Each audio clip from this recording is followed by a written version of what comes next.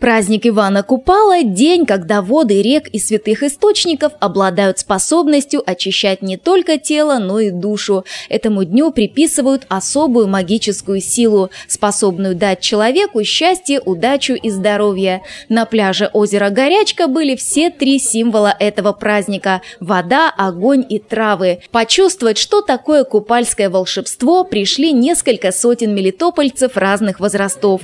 Дети с удовольствием купались и играли на детской площадке, а взрослые участвовали в традиционных конкурсах. Народный праздник был организован по инициативе народного депутата Украины Евгения Балицкого. Сегодня мы собрались уже в третий раз на такой прекрасный народный языческий праздник Ивана Купала.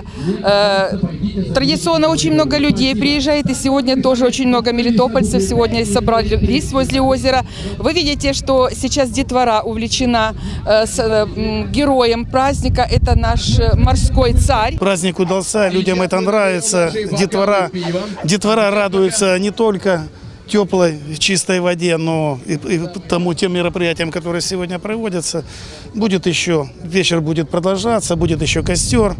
Детвора и девушки в первую очередь попрыгают через костер, чтобы получить в будущем счастливые моменты в жизни, чтобы найти своего суженого. Одним из самых известных девичьих обрядов в ночь на Ивана Купала было плетение венков и гадание с их помощью на суженых. Купальский венок – это не просто украшение, а оберег от нечистой силы из глаза, символизирующий круговорот природных сил и бесконечность. Благодаря мастер-классу на берегу озера Горячка каждый желающий мог самостоятельно сплести себе украшения из ароматных летних трав и цветов. Веночек из всего, что было: ромашки, пыжма, колоски.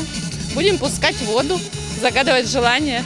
Вечером при заходе солнца, загадав желание, венок опускают на водную гладь озера или реки. Если он поплывет вдаль, желание сбудется. По венку гадают и на суженого. Чем дальше и дольше плывет венок, тем быстрее девушка выйдет замуж. Как известно, в купальскую ночь огонь тоже обретает магическую и целебную силу. Кульминацией праздника стало разведение костра, который по преданию должен изгонять злых духов. Сначала в прыгучести соревнуются парни, затем огнем очищаются пары, которые непременно должны держаться за руки.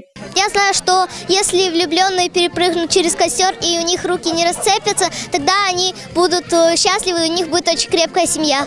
До позднего вечера горожане веселились и исполняли старинные обряды. Организаторы праздника приглашают мелитопольцев приходить на отдых на озеро Горячка в любой день.